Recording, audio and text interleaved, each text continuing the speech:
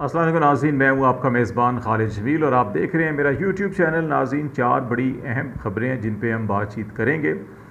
पहली ख़बर तो पाकिस्तान में रजीम चेंज जो ये सारी की सारी सिचुएशन पैदा हुई, उसके तनाज़ुर में ये कहा जाता था कि जो PDM की लीडरशिप है एक्चुअली वो अपने मुकदमात ख़त्म करना चाहती है। इसीलिए उन्होंने ये कड़वा घूंट जो 1 साल की हुकूमत लेने का भरा है और जिसके नतीजे में जानते हुए कि आगे माली और माशी हालात जो हैं वो मुश्किल होंगे, इसके बावजूद जो उन्होंने इक़्तिदार संभाला, बुनियादी तौर के ऊपर वो अपने मुकदमात ख़त्म करना चाहते थे। तो ये एक जो रजीम चेंज ऑपरेशन का एक बड़ा मकसद था वो मुकम्मल हो गया है और उसके नतीजे में नैब में जो 30 से ज़्यादा तकरीबन 34 जो शिकें ख़त्म की गई और तरमीम की गई, वो अब बाकायदा कानून का दर्जा हासिल कर चुकी हैं। अगरचे सदर पाकिस्तान डॉक्टर आरिफ अलवी ने इस कानून पर दस्तखत नहीं किए थे, सिर्फ कौमी असम्बली सेनेट ने पास किया। इसके ऊपर सदर मुमलकत ने अपने तहफ़्फ़ुज़ात का इज़हार किया, वापस पार्लियामेंट को भेजा, पार्लियामेंट ने दोबारा इसको मंजूर किया और सदर मुमलकत को भेजा। सदर मुमलकत ने इस पर दस्तखत नहीं किए, लेकिन एक कॉन्स्टिट्यूशनल मुद्दत पूरी होने के बाद ये बाज़ाब्ता तौर के ऊपर अब ये कानून बन चुका है। इसमें 4-5 बड़े अहम मामलात हैं जिनकी वजह से ये कहा जाता है कि बुनियादी तौर के ऊपर ये पाकिस्तान मुस्लिम लीग नून और पाकिस्तान पीपल्स पार्टी ने अपनी क़यादत को करप्शन के उन मुकदमात से बरी-उज़्ज़िम्मा करार देने के लिए तरमीम की गई हैं जो इन्हीं के अपने अदवारे हुकूमत में मुकदमात दर्ज किए गए थे। और इनमें जो सबसे बड़ी तरमीम है जो इसके लिए पेश की जाती है, इसका जवाज़ पेश किया जाता है कि उसी तरमीम के नतीजे में पाकिस्तान पीपल्स पार्टी और नून लीग ने फ़ायदा उठाया। वो ये है कि इस कानून का इत्तलाक़ फौरी तौर के ऊपर नहीं बल्कि 1 जनवरी 1985 से होगा, यानी कि 85 के बाद ही मियाँ नवाज शरीफ साहब की हुकूमत और फिर बेनज़ीर की हुकूमत, फिर मियाँ साहब की हुकूमत, फिर बेनज़ीर की हुकूमत। तो वो जो तसलसल था ये वहाँ से इस कानून को शुरू किया गया और लागू किया गया। इसलिए वो माजी के तमाम रेफरेंस मुकदमात करप्शन के जो नैब में थे वो सब के सब अब ख़त्म हो जाएंगे। इसके अलावा दूसरी बड़ी तरमीम जो ये थी कि अहले खाना के असासे मुल्ज़म के असासे तस्वर नहीं होंगे, कि जो सरकारी मनसब पे बैठा होता है शख्स वो अमूमन जितनी भी करप्शन की कमाई हो उस पर अपने बच्चों के नाम पे, बीवी के नाम पे असासे बनाता है। तो अब इस कानून के तहत 1985 से लेके अब तक जितने भी असासे बनाए गए हैं, अगर वो बीवी बच्चों के नाम पर हैं तो वो उनके तस्वर होंगे, मुल्ज़म के नहीं होंगे। इसलिए मुल्ज़म बरी-उज़्ज़िम्मा होगा। फिर तीसरा मामला जो है कि अब ये पहले नैब कानून के तहत ये था कि अगर आपके असासे अपनी आमदन से मैच नहीं करते तो आपको जस्टिफिकेशन देनी होगी कि ये पैसा या असासे कैसे बने। लेकिन अब ये मामला जो है वो नैब की ज़िम्मेदारी होगी कि नैब साबित करे कि ये जो असासों से जो आमदन से बढ़कर असासे हैं ये क्या करप्शन के हैं या कैसे हैं, ये नैब को साबित करना होगा, मुल्ज़म को साबित नहीं करना होगा। इसी तरह फिर जो प्रॉपर्टी का रेट है वो मार्केट रेट नहीं होगा बल्कि जो डिप्टी कमिश्नर रेट मुकर्रर करता है, रेवेन्यू डिपार्टमेंट जो रेट मुकर्रर करता है, उस रेट पर किसी भी जायदाद का जो है कि वो उसकी मालियत का तयन किया जाएगा। और इसमें ज़मीन आसमान का फ़र्क होता है। जो कमर्शियल रेट अमूमन 1 करोड़ होता है तो वो DC रेट समटाइम वो 40-50 लाख भी हो जाए तो बड़ी बात है। तो इसलिए यहाँ पर भी डंडी मारी गई। और फिर एक जो सबसे एक और अहम मामला था वो ये किया गया जी के दौरान अगर किसी के ऊपर रेफरेंस दायर हो भी जाता है, केस हो जाता है, और उस दौरान अमूमन नैब पहले जो है कि वो जायदादें असासे जिनकी बुनियाद के ऊपर रेफरेंस बनाया जाता था उनको मुंजमद कर देते थे, फिर उनकी सेल परचेज़ नहीं हो सकती थी जब तक एक कोर्ट फैसला ना कर ले। अब इस कानून के तहत सेल परचेज़ हो सकेगी, यानी कि आप कुछ भी करें, अगर शिकंजे में आ रहे हैं कानून के तो आप उस प्रॉपर्टी को बेच दें और अपनी जान बचा लें।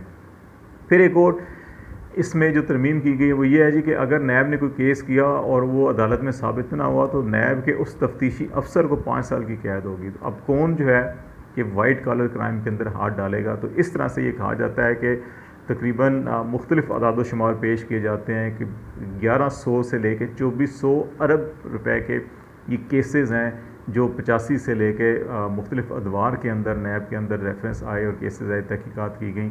अब ये कहा जाता है कि सब के सब ये बंद हो जाएंगे। और ये एक मकसद पूरा होने के बाद अब दबाव जो है कि वो हुकूमत के ऊपर अपोजिशन भी बढ़ा रही है और इनका अपना भी एक बुनियादी मकसद था वो पूरा हो गया। तो अब लगता ही है कि ये अब टेबल पे बैठ के इलेक्शन की तरफ और उसकी बातचीत की तरफ भी जाएंगे।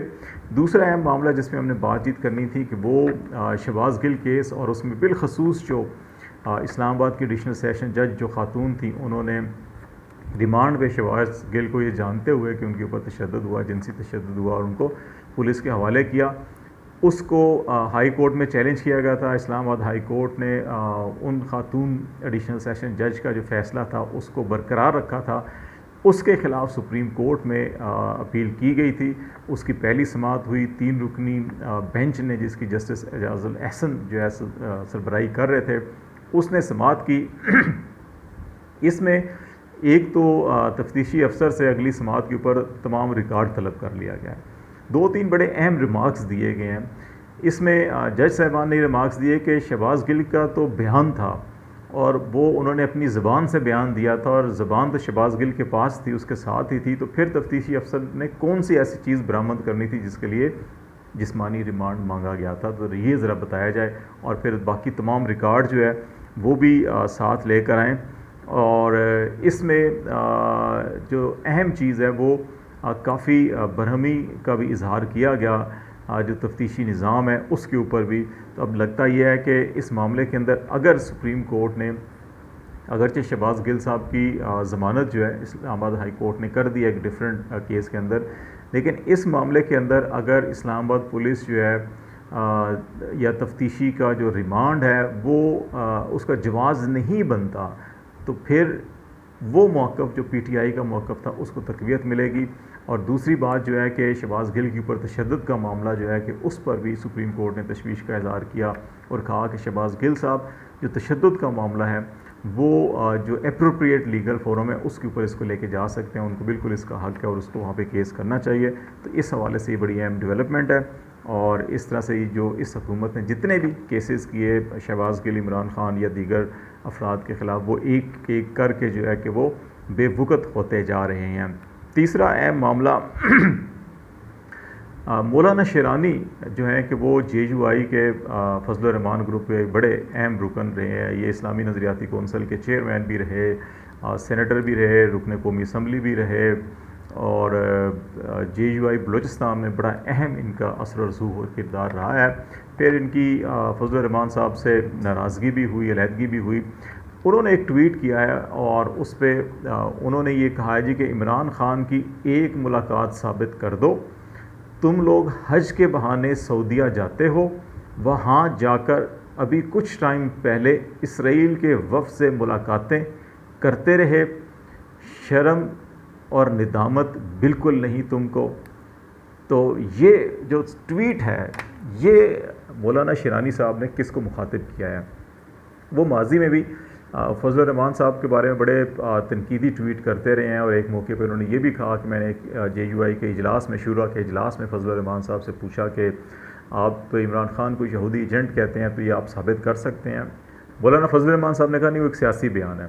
तो इसी तनाजुर में ये जो ट्वीट अगर देखा जाए तो लगता है कि ये भी रिसेंटली फजल रहमान साहब हज पर गए थे, शायद ये उनकी तरफ उनका इशारा है और एक बड़ा संगीन ये इल्ज़ाम भी है।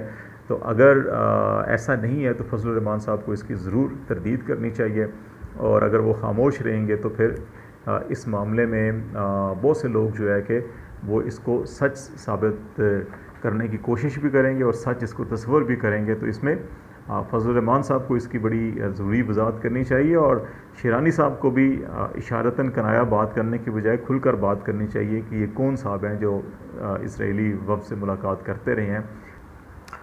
और आखिरी ख़बर जो सबसे अहम ख़बर है वो वज़ारत दाखिला ने मुल्क भर में अमन व अमान के क़याम के लिए पाकिस्तान फ़ौज से मदद तलब की है, और ये कॉन्स्टिट्यूशन में ये इख्तियार हासिल है वफाकी हुकूमत को, और डिस्ट्रिक्ट इंतज़ामिया को भी ये इख्तियार हासिल है कि वो शहरी इंतज़ामिया की अमन व अमान के हवाले से या किसी भी सिलसिले में मदद में फ़ौज को तलब कर सकते हैं। तो अभी क्योंकि 2 रोज़ बाद मुल्क भर में शहादत इमाम हुसैन रज़ी अल्लाह ताला अन्हु के सिलसिले में चेलम की मजालस तकरीबात और जुलूस निकाले जाएंगे, तो उनको प्रोटेक्शन देने के लिए और अमन व अमान को यकीनी बनाने के लिए जो है कि ये फ़ौज तलब की गई है। इसमें रेंजर्स, FC के और दीगर जो कानून नाफिज करने वाले इदारे हैं और पुलिस हैं, उनके एहलकारों की भी ड्यूटियाँ लगाई गई हैं।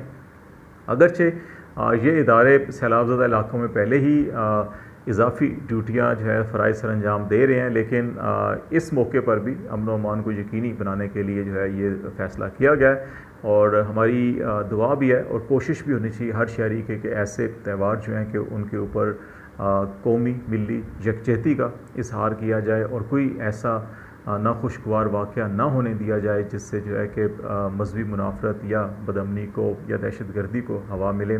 हमें एक दूसरे के जज्बात को समझने के लिए समझना चाहिए और एक दूसरे के साथ ताउन करना चाहिए, और बिलखसूस अगर हमें किसी किस्म की कोई मशकूक सरगर्मियाँ नज़र आती हों तो हमें अपने करीब तरीन जो कानून नाफिज करने वाले इदारों के एहलकार हों, इदारे हों, उनको इतला करनी चाहिए ताकि पाकिस्तान के अंदर अमन व अमान को और कौमी, मजहबी, मिली और मसलकी जो यकजहती है उसको बरकरार रखा जाए। फ़िलहाल अब तक के लिए इतना ही। खालिद जमील को इजाज़त दीजिए। अल्लाह हाफ़िज़।